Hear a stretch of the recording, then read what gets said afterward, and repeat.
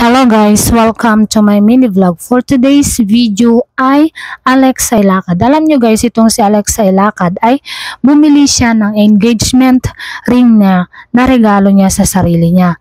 At sinabi ni KD Estrada nung in-interview siya na nag-guest siya. At sinabi niya na deserve ni Alex Ilacad yung binili niyang engagement ring niya.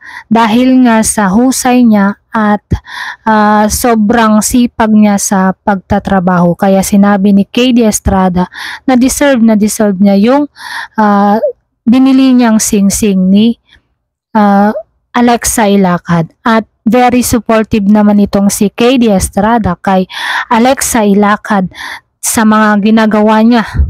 Nandyan pa rin siya na sumusubaybay kay Alexa Ilacad. At ganun din si Alexa Ilacad guys na very supportive din kay KD Estrada. Kaya maraming blessings ang dumarating sa dalawa dahil na napakabait nilang bata. Andyan pa rin sila na nagsusuportahan sa isa't isa.